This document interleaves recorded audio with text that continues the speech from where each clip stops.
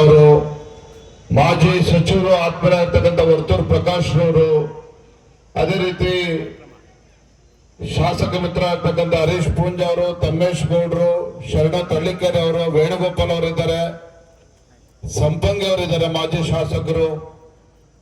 ನಮ್ಮ ಮಾಜಿ ಶಾಸಕರಾಗಿರ್ತಕ್ಕಂಥ ಮಂಜುನಾಥ್ ಗೌಡ್ರು ಕೂಡ ಬರಬೇಕಾಗಿತ್ತು, ಕಾರಣಾಂತರಗಳಿಂದ ಬರೋದಕ್ಕೆ ಸಾಧ್ಯ ಆಗಿಲ್ಲ. ಎಲ್ಲ ನಮ್ಮ ಪಕ್ಷದ ಮುಖಂಡರು, ಜಗದೀಶ್ ಶಿವಮನ್ ಅವರೆಲ್ಲ ನಮ್ಮ ಪಕ್ಷದ ಮುಖಂಡರು, ಜಿಲ್ಲೆಯ ಎಲ್ಲ ಮಂಡಲದ ಅಧ್ಯಕ್ಷರುಗಳು, ಮೋರ್ಚಾದ ಅಧ್ಯಕ್ಷರು, ಪದಾಧಿಕಾರಿಗಳು, ದೊಡ್ಡ ಸಂಖ್ಯೆಯ ನಮ್ಮೆಲ್ಲ ಕಾರ್ಯಕರ್ತರು, ತಾಯಂದಿರು, ಪತ್ರಿಕಾ ಹಾಗೂ ಮಾಧ್ಯಮದ ಸ್ನೇಹಿತರು ಕೂಡ ತಾವೆಲ್ಲರೂ ಕೂಡ ಕಾರ್ಯಕ್ರಮದಲ್ಲಿ ಭಾಗವಹಿಸಿದ್ದೇವೆ. ಯುವಕ ಮಿತ್ರರು ಕೂಡ ಈ ಒಂದು ಜನಾಕ್ರೋಶ ಯಾತ್ರೆ ತಾವೆಲ್ಲರೂ ಕೂಡ ಭಾಗವಹಿಸಿದ್ದೇವೆ.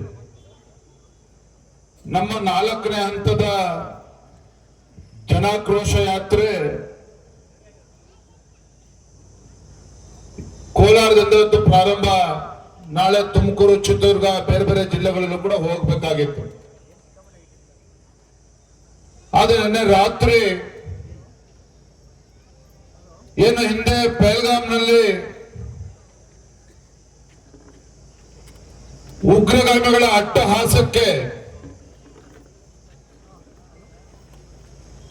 26 ಭಾರತೀಯರ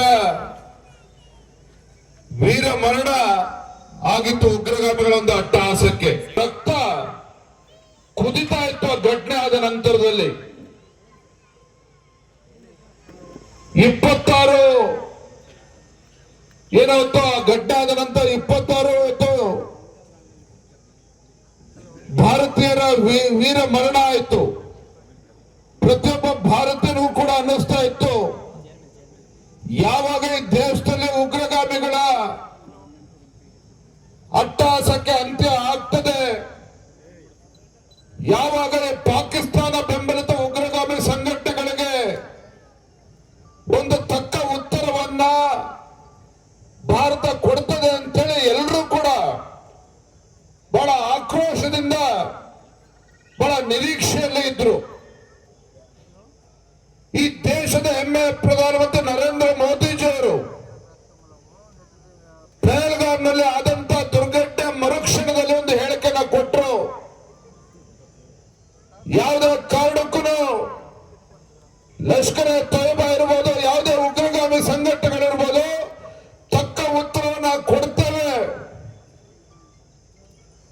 ಇದಕ್ಕೆಲ್ಲದಕ್ಕೂ ಕೂಡ ಒಂದು ಅಂತ್ಯವನ್ನ ಕಾಣಿಸ್ತೇವೆ ಅನ್ನುವ ಮಾತನ್ನ ಈ ದೇಶದ ಹೆಮ್ಮೆ ಪ್ರಧಾನಮಂತ್ರಿ ನರೇಂದ್ರ ಮೋದಿಜಿಯವರು ತತ್ಕ್ಷಣ ಘೋಷಣೆ ಮಾಡಿದ್ರು.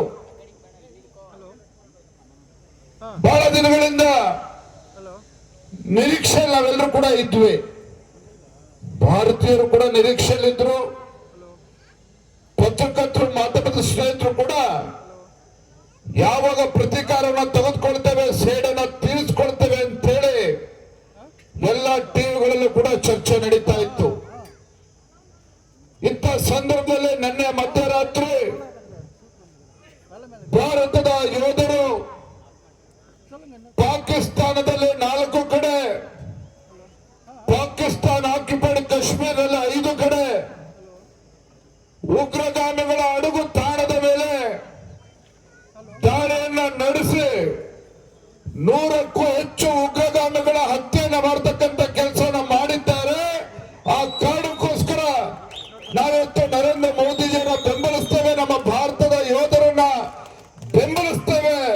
ಆ ನಿಟ್ಟಿನಲ್ಲಿ ಇವತ್ತು ನಾವು ಕೂಡ